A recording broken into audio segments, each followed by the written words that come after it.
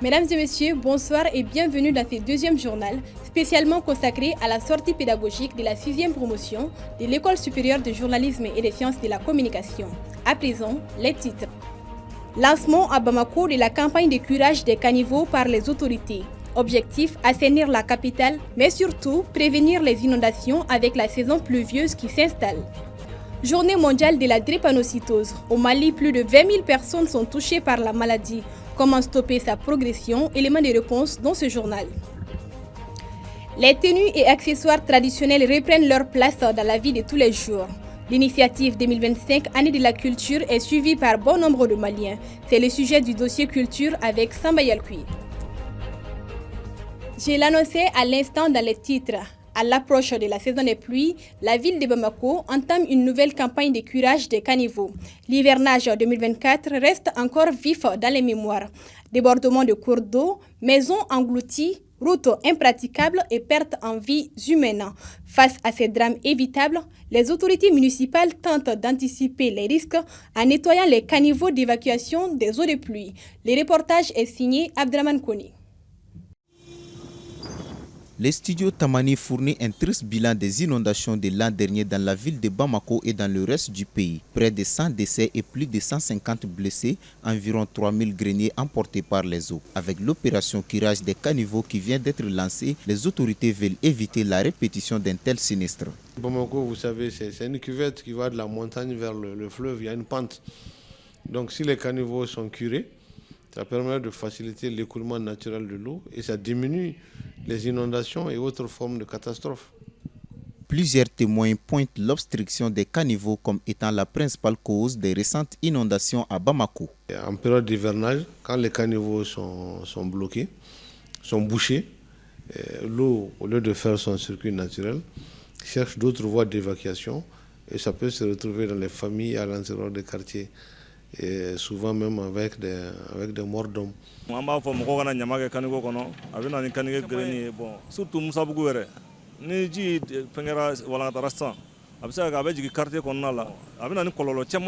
Cette rescapée des dernières inondations est du même avis.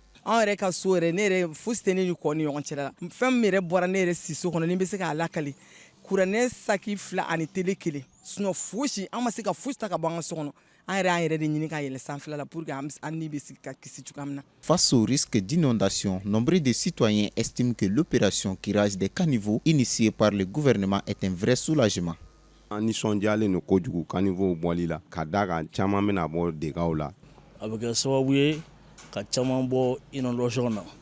Pour un Malicroix à l'abri des inondations, chaque geste compte. Gardons nos caniveaux propres, c'est l'affaire de tous.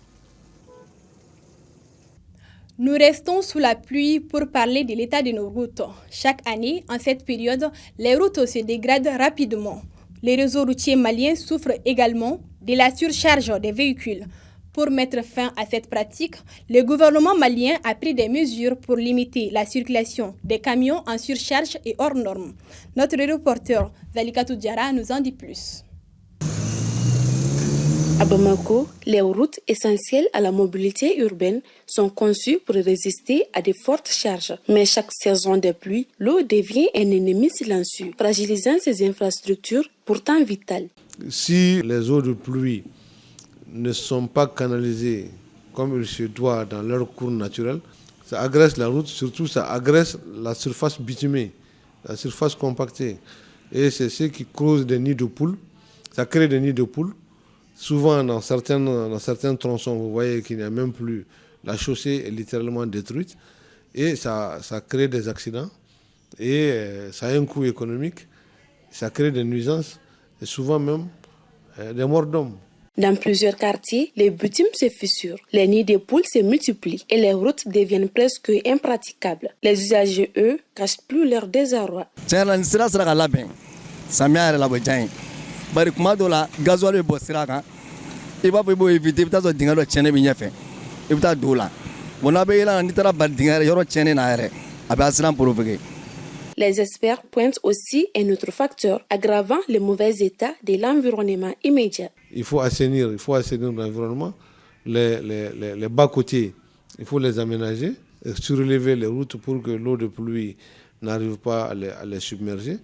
Et les caniveaux surtout, il faut les construire de façon moderne, des caniveaux couverts avec des bouches de curage sur le long du parcours. Ça permet d'éviter les désagréments qui sont causés en route. Chaque saison pluvieuse révèle à nouveau la fragilité des routes de Bamako. Pour y remédier, le gouvernement a pris des mesures pour limiter désormais la circulation des camions en surcharge ou hors normes, dans l'espoir de préserver ces réseaux routiers déjà fortement mis à l'épreuve. Je vous l'annonçais également dans les titres. Au Mali, plus de 20 000 personnes vivent avec la drépanocytose, une maladie génétique silencieuse mais aussi ravageuse. À l'occasion de la Journée mondiale de la lutte contre la drépanocytose, célébrée ce 19 juin, notre rédaction s'est penchée sur le sujet. Dr Sekou Kene, médecin au Centre de recherche et de lutte contre la drépanocytose, nous explique ce qu'il faut faire pour éviter la maladie. Il est au micro de notre reporter Aminata Bougou-Diabarati. La drépanocytose, c'est une maladie génétique héritée des deux parents. C'est-à-dire, pour que l'enfant puisse avoir la maladie drépanocytaire, il faut que les deux parents portent les gènes de la maladie, donc communément appelé les traits drépanocytaires. La maladie drépanocytaire évolue en deux phases. Donc il y a une première phase dite la phase aiguë, et c'est au cours de ces complications aussi qu'on arrive à suspecter ou à dépister la maladie drépanocytaire. La première complication aiguë, c'est la douleur. Et la deuxième complication, chez les enfants surtout, c'est le gonflement, en français facile, des pieds, du dos des pieds et des mains. Et il y a une des complications aiguës la plus redoutable, ça c'est l'accident vasculaire cérébral, donc, qui était connu surtout chez les hypertendus, mais les enfants drépanocytaires font un AVC. Aujourd'hui, on a à peu près au Mali 3 000 à 5 000 naissances drépanocytaires de forme majeure par an au Mali. Et on a entre 12 et 16% des porteurs du gène de la maladie. Donc au début, je vous disais que pour qu'on ait la maladie, il faut que les parents portent les gènes de la maladie. Donc il faut faire le dépistage sénateur, les tests. Donc c'est qui s'est fait avec la prise de sang. Donc vous venez au CRLD ou dans un labo privé. Vous allez, avant de se marier, de se prononcer, parce que c'est très important, parce que souvent nous on a des cas, après avoir fait les premières démarches, donc ils viennent faire les tests. Donc vous voyez, dans notre société, quand on s'engage et revenir encore après dire que vraiment c'est vraiment des choses très très difficiles. Maintenant, ce que nous conseillons aux uns aux autres, maintenant, avant de s'engager, donc chacun n'a qu'à connaître les statuts de son hémoglobine, qui est le dépistage, donc qui est faisable au centre et puis dans quelques labos privés. Donc voici la seule façon d'éviter la maladie drépanocytaire. À présent, faisons un tour sur le marché. Quand le ciment se fait rare, les conséquences sont immédiates. Des chantiers à l'arrêt, prix en hausse et toute une chaîne de métiers impactés. Des commerçants aux extracteurs de sable en passant par les ouvriers, chacun subit les répercussions de la rupture du ciment sur le marché et les freins de la construction partout au Mali. Mariam Koulibaly pour le reportage. Au Mali, une pénurie de ciment ralentit les chantiers et inquiète les professionnels du secteur. À Bamako, depuis quelques mois, le prix du ciment est en constante augmentation. Une situation de plus en plus préoccupante car actuellement, le coût d'une tonne de ciment varie entre 115 000 et 120 000 francs CFA. C'est un peu difficile pour nous d'avoir du ciment. Il y a une forte demande, mais pas assez de stock. Avant, je pouvais remplir mon magasin de ciment. Les livraisons sont retardées et les prix ont beaucoup augmenté. Avant, on recevait des camions chaque semaine. Auparavant, les prix du ciment étaient abordables. Nous les maçons, on voit toujours les chefs de chantier se plaindre du manque de ciment. Cette pénurie de ciment impacte plus les détaillants que les grands commerçants qui peuvent stocker plusieurs tonnes. La vente de ciment et l'extraction des sables sont deux activités étroitement liées. La pénurie de ciment ne touche pas seulement les commerçants, mais affecte aussi les extracteurs de sable, dont la survie dépend de cette activité. Le ciment et les sables sont étroitement liés. Ainsi, lorsqu'il y a une pénurie de ciment, cela peut avoir un impact direct sur notre activité. En tant qu'extracteur de sable, lorsque les prix du ciment augmentent, notre chiffre d'affaires diminue, car il est impossible de construire une maison sans ciment, et qui dit ciment dit également sable. Nous avons moins de clients lorsqu'il y a une pénurie de ciment, ce qui rend notre situation difficile. La pénurie de ciment est plus qu'un simple problème au Mali. C'est un frein à l'espoir de survie de milliers de jeunes à travers le pays.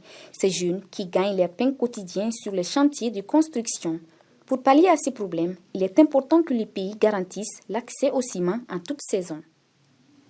Étudiants entrepreneurs, un nouveau statut de jeunes en évolution. Au cours de leur parcours universitaire à Bamako, beaucoup d'étudiants se lancent très tôt dans l'entrepreneuriat, ce qui est une expérience enrichissante pour eux et surtout un avantage économique. Ils financent ainsi leurs études et par la même occasion préparent leur entrée dans la vie professionnelle après l'obtention de leur diplôme. Un reportage de Balkissa Maman Traoré suivant. Plongés dans leur passion, ces jeunes étudiants se surpassent dans la réalisation de leurs rêves. Ceci leur permet de réaffirmer certaines qualités, la compétence, la confiance en soi et l'indépendance. Aujourd'hui, rien ne les empêche d'entreprendre, même étant sur les bancs de l'école, afin de s'assurer un avenir professionnel. Ça fait à peu près 5 ans maintenant que je vends. Bon, j'ai choisi d'entreprendre pour être une femme indépendante. Après l'école, je viens, je fais la vente, voilà. Quand il y a l'école, je ne le fais pas, mais après les études, je viens. On ne peut pas être entrepreneur sans être passionné ou déterminé. À travers ce travail-là, je parviens à subvenir à mes petits besoins. Je pense au niveau de l'école et puis les frais de carburant et aussi besoins familiales aussi. Vous comprenez qu'on étudie parce que les parents savent qu'on est parti à l'école, mais de côté, nous, on entreprend. Le statut d'étudiant entrepreneur ouvre une porte vers un emploi garanti. Cela nécessite des encouragements en termes d'accompagnement et de financement. C'est d'ailleurs un combat d'instaurer l'esprit entrepreneurial en milieu universitaire afin que les étudiants puissent s'en approprier avant la fin de leur cursus universitaire. Ce sont des personnes à incuber réellement parce que l'État ne peut pas accueillir tout ce monde que les universités, les grandes écoles forment. Qui dit entrepreneuriat dit difficultés. La plupart de ces jeunes sont confrontés à plusieurs défis qui ne sont point un obstacle à la réalisation de leurs rêves. Je me lève tôt le matin pour me rendre ici, pour travailler, faire mes petits entretiens, puis partir à l'école.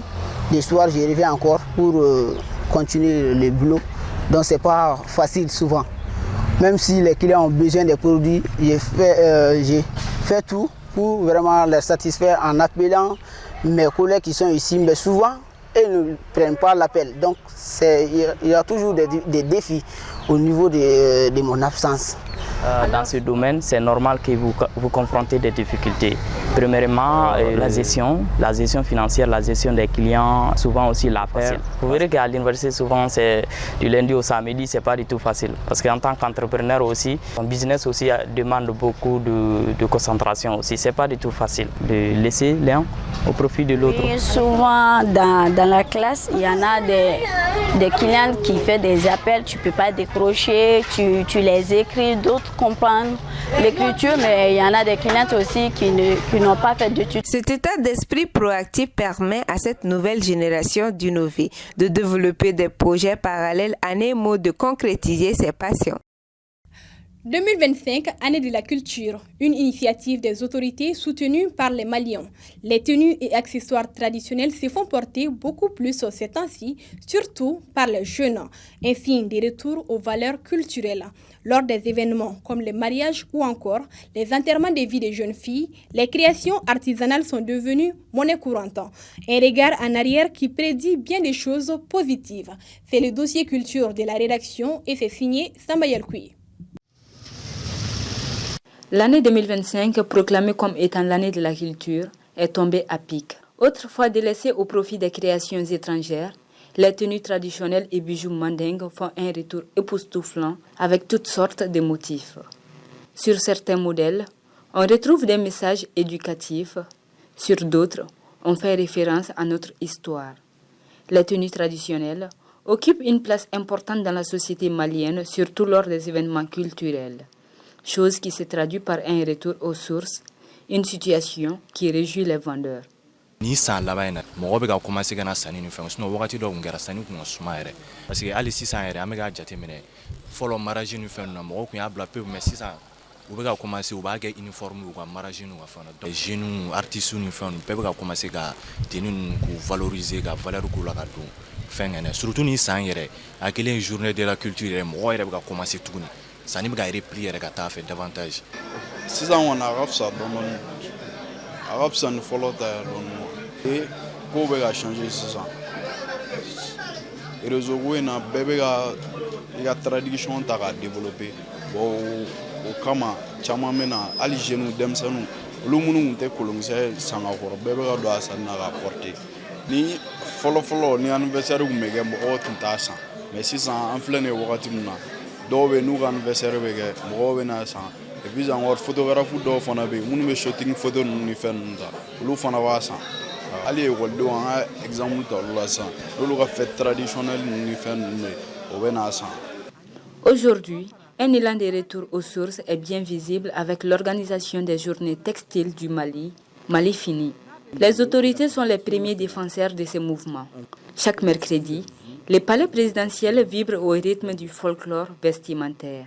L'ORTM se met dans la danse avec ses présentateurs portant nos tenues traditionnelles chaque dimanche. Le port de ces tenues, vu en premier lieu comme un moyen de valorisation culturelle, cache un autre aspect.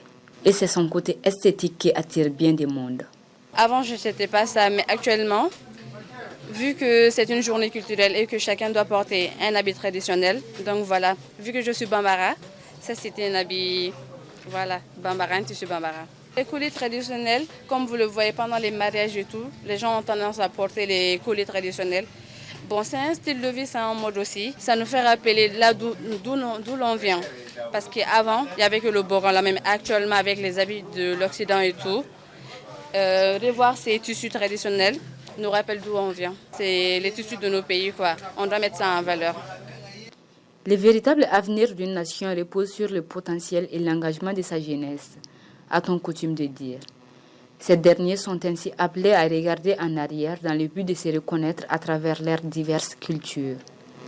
Jamana foyi tɛ taga ɲɛ n'a ka tradition tɛ quoi i ye jamana o jamana tagalen ɲɛ i bɛ sɔrɔ a ka tradition de ta k'a développer jamana yɛrɛ bɛ jeunes de bolo quoi ni jeunes ye fɛn bila ba la wagati min na o de bɛ yen voilà. Ne bɛ mun fɔ Mali yɛrɛ population ye u ka segin u ka n'u ka culture la donc i k'i yɛrɛ yira o de ka fisa i k'a fɔ k'i bɛ mɔgɔ wɛrɛ ka fɛn ta k'a yira. Vraiment, j'invite tout le monde à commencer à reporter les habits traditionnels pour montrer aux gens d'où l'on vient et que l'on est fier d'être africain.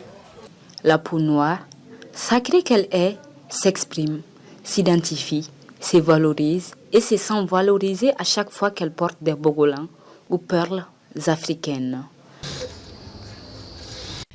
Un autre élément important est en rupture. Il s'agit de l'argent, spécifiquement les petites coupures.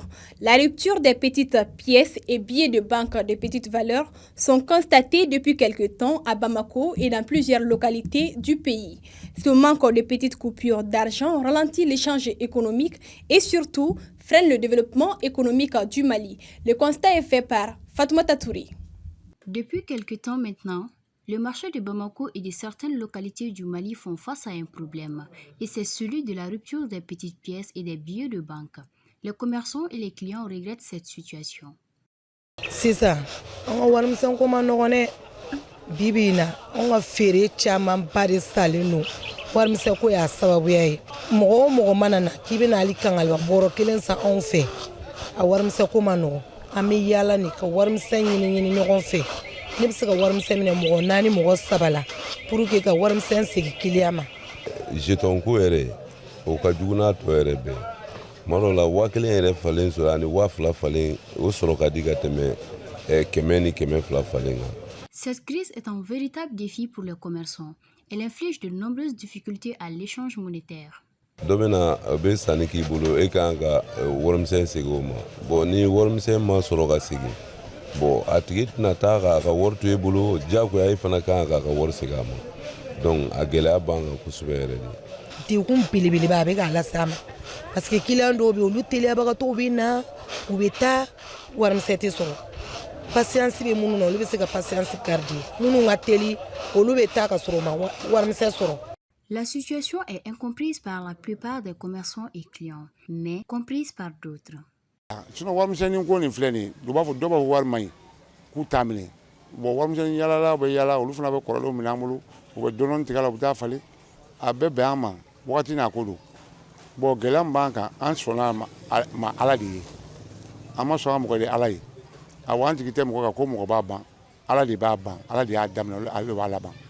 La rupture des petites pièces et des billets de banque sur le marché pourrait être un obstacle pour le développement économique. Les commerçants et les clients espèrent une solution rapide à ce problème. Fidèles téléspectateurs, nous arrivons à présent à la page internationale de ce journal et c'est avec Mariam Koulibaly qui vient de me rejoindre sur ce plateau. Bonsoir Mariam. Bonsoir Aminata Brima Ouedraogo, bonsoir chers téléspectateurs. Alors Mariam, en Guinée-Bissau, les coordonnées électoraux sont confisquées. Oui, effectivement, alors que les scrutins présidentiels et législatifs sont prévus pour le 23 novembre prochain, les agents en charge de la révision des listes électorales refusent de transmettre les données nécessaires à la Commission nationale des élections. Selon des sources médiatiques, ils réclament des salaires impayés. Cet acte n'est pas une première dans le pays. En effet, la semaine dernière, les fonctionnaires ont bloqué les hôpitaux et les écoles pendant une semaine. Des blocages qui font planer les doutes sur la tenue des élections présidentielles et législatives de novembre 2025. Aminata Brima Ouedraogo. Oui, Mariam, de la Guinée-Bissau, nous nous rendons au Congo. Oui, Constant Moutamba, ancien ministre de la Justice, a officiellement démissionné. Il a rendu sa démission ce mercredi 18 juin 2025. L'ancien garant de la justice est poursuivi par la justice du pays pour détournement de deniers publics. Il est interdit de quitter le pays jusqu'à la fin des enquêtes. Aminata. Mariam, nos téléspectateurs attendent aussi des nouvelles de l'Israël. Oui, bien sûr, dans le cadre des tensions entre Israël et l'Iran, un hôpital israélien a été touché ce jeudi matin par une missile iranienne. La vice-ministre israélienne des Affaires étrangères a qualifié cette attaque de délibérée et de criminelle. Pendant ce temps, l'agence de presse iranienne IRNA rapporte de son côté que la cible principale de l'attaque était le quartier général du commandement du renseignement de l'armée israélienne. À noter que depuis quelques jours, Israël et l'Iran ne cessent de se bombarder avec des missiles. C'est tout pour la page internationale. Aminata. Merci Mariam Koulibaly. Alors, fidèles téléspectateurs, c'est ce qui met fin à cette édition que j'ai eu l'immense plaisir de vous présenter. Un troisième numéro du journal de la sortie pédagogique est en cours de préparation pour vous. Merci et à très bientôt pour d'autres informations.